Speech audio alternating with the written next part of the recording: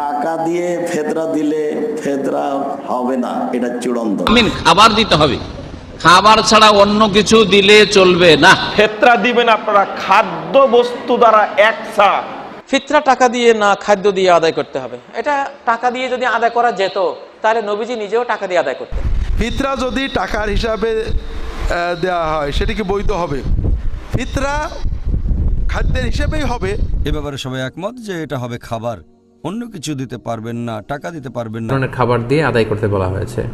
টাকা দিয়ে ফিতরা দেওয়া জায়েজ আছে কিনা?